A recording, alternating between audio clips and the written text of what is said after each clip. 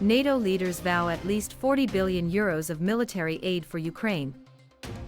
We also agreed a financial pledge, helping Ukraine to build a force capable of defeating Russian aggression today and deterring it tomorrow. We have agreed that 40 billion euros baseline within the next year and to ensure sustainable funding for Ukraine to prevail. U.S. President Joe Biden delivered remarks in Washington, D.C. on Tuesday to commemorate the 75th anniversary. Welcome. In 1949, the leaders of 12 countries, including President Truman, came together in this very room. History was watching. It had been 4 years since the surrender of the Axis powers and the end of the most devastating war the world had ever known. Here, these 12 leaders gathered to make a sacred pledge to defend each other against aggression, provide their collective security, and to answer threats as one, because they knew to prevent future wars, to protect democracies, to lay the groundwork for lasting peace and prosperity, they needed a new approach. They needed to combine their strengths. They needed an alliance. And here they signed the Washington Treaty and created the North Atlantic Treaty Organization, the single greatest, most effective defensive alliance in the history of the world. Mr. Secretary General, leaders of NATO countries, foreign and defense ministers, representatives from partner nations in the European Union, and members of Congress, distinguished guests, welcome to the 2024 NATO Summit. It's a pleasure.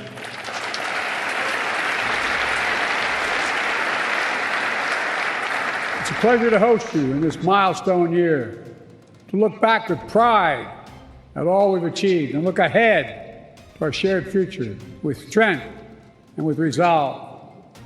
Together, we rebuilt Europe from the ruins of war, held high the torch of liberty during long decades of the Cold War.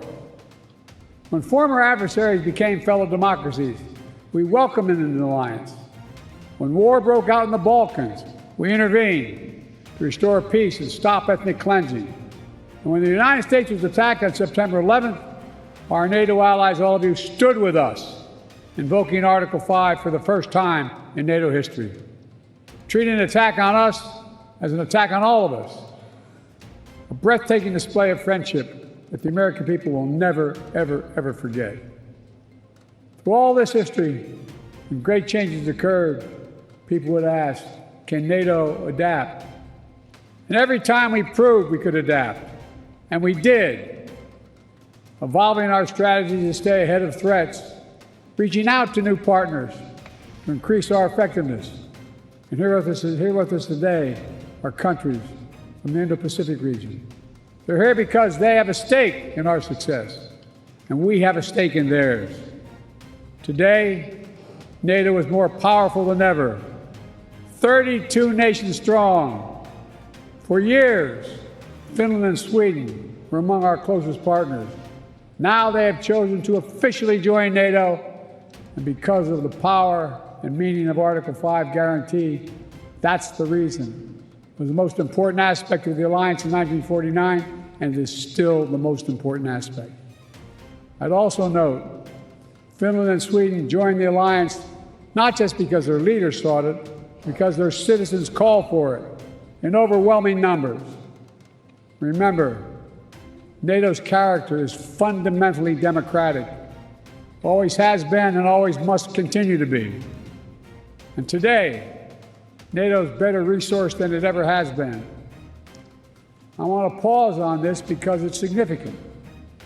In the year 2020, the year I was elected president, only 9 NATO allies are spending 2% of their defense GDP on defense. This year, 23 will spend at least 2%. And some will spend more than that.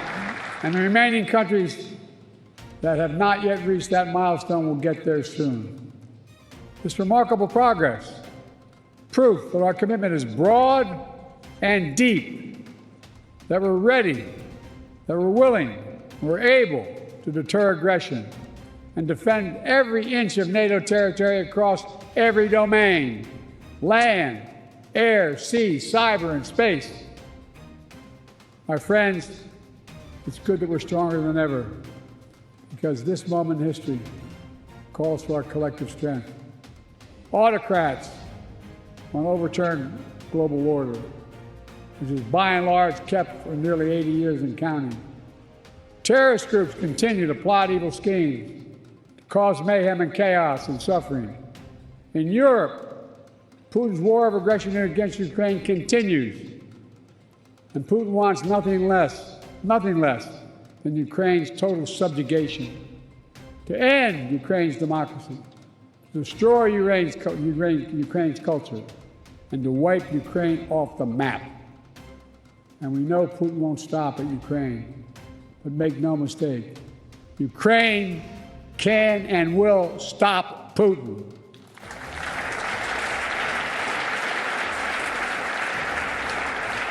Especially with our full collective support. And they have our full support. Even before Russian bombs were falling in Ukraine, the alliance acted. I ordered the U.S. reinforcements at NATO's eastern flank. More troops, more aircraft, more capabilities. And now the United States has more than 100,000 troops on the continent of Europe. NATO moved swiftly as well, not only reinforcing the 4 existing battle groups in the east, but also adding 4 more in Bulgaria, Hungary, Romania, and Slovakia, essentially doubling NATO's strength on the eastern flank. Together, we've built a global coalition to stand with Ukraine. Together, we provided significant economic and humanitarian assistance. And together, we've supplied Ukraine with weapons it needs to defend itself: tanks, armored fighting vehicles, air defense systems, long-range missiles, and millions of munitions. The United States and nearly 24 allied partners have signed the bilateral security agreements with Ukraine, and more countries will follow. Today, I'm announcing the historic donation of air defense equipment for Ukraine. The United States, Germany, the Netherlands, Romania, and Italy will provide Ukraine with the equipment for 5 additional strategic air defense systems. And in the coming months, the United States and our partners intend to provide Ukraine with dozens of additional tactical air defense systems. The United States will make sure that when we export critical air defense interceptors, Ukraine goes to the front of the line.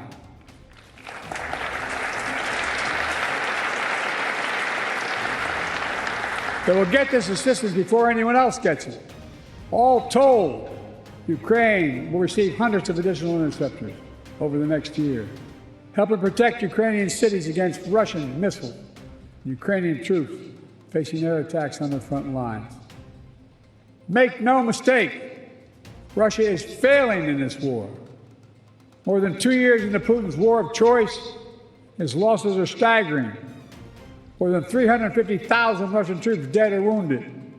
Nearly 1 million Russians, many of them young people, have left Russia because they no longer see a future in Russia.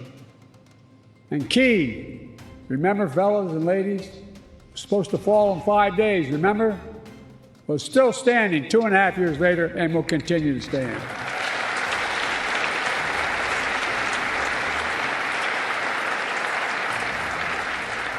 All of the allies knew that before this war, Putin thought NATO would break.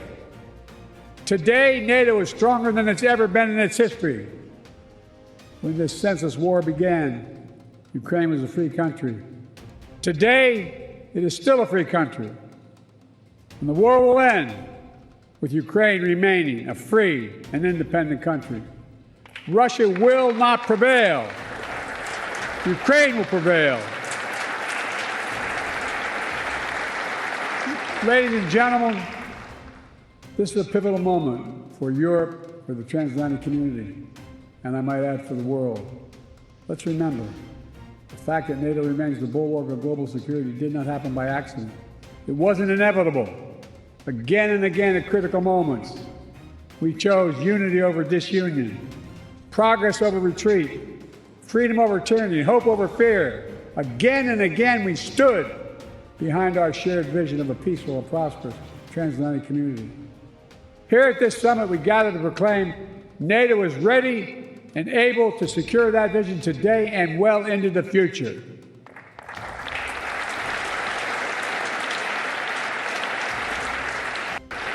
Let me say this. An overwhelming bipartisan majority of Americans understand that NATO makes us all safer. The fact that both Democratic and Republican parties are represented here today is a testament to that fact. The American people know that all the progress we've made in the past 75 years has happened behind the shield of NATO. And the American people understand what would happen if there was no NATO. Another war in Europe, American troops fighting and dying, dictators spreading chaos, economic collapse, catastrophe. Americans, they know we're stronger with our friends, and we understand this is a sacred obligation. As President Reagan put it, and I quote, "If our fellow democracies are not secure, we cannot be secure. If you are threatened, we are threatened. If you're not at peace, we cannot be at peace." Reagan knew it then, and we know it now. Our nations will continue to keep faith with what we pledged in years to come. Now, if you'll indulge me, I'd like to end my remarks in a slightly unusual way.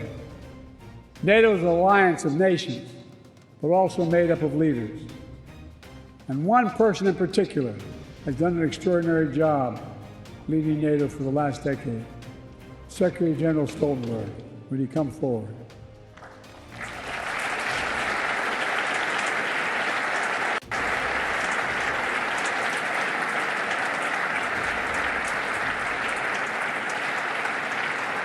So much of the progress we've made in the alliance is thanks to the Secretary. He's a man of integrity and intellectual rigor, a calm temperament in a moment of crisis, a consummate diplomat who works with leaders across the political spectrum and always finds a way to keep us moving forward. Secretary, you've guided this alliance through one of the most consequential periods in its history. I realize, I was talking to your wife, I personally asked you to extend your service. Forgive me. And you put your own plans on hold. When the Russia war in Ukraine began, you didn't hesitate. Today, NATO is stronger, smarter, and more energized than when you began. And 1 billion people across Europe and North America, indeed the whole world, will reap the rewards of your labor for years to come in the form of security, opportunity, and greater freedom. For these reasons, I'm pleased to award you the highest civilian honor the United States can bestow, the Presidential Medal of Freedom. Ask the military to come forward.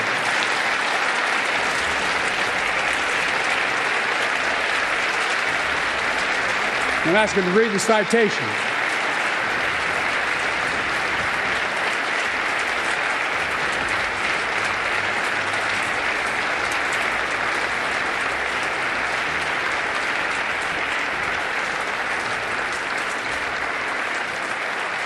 The President of the United States of America awards this Presidential Medal of Freedom to Jens Stoltenberg. A visionary statesman and ceaseless defender of democracy, Secretary General Jens Stoltenberg has guided the NATO alliance through the most consequential decade for European security since World War II. When Vladimir Putin launched his brutal assault on the people of Ukraine, betting that NATO would break, Secretary General Stoltenberg proved him wrong. Under his stewardship, NATO has become stronger and more united than ever, and Americans for generations to come will benefit from the safer world he helped create. He demonstrates that the core truth of the alliance is as powerful now as it was 75 years ago. Together, we are stronger.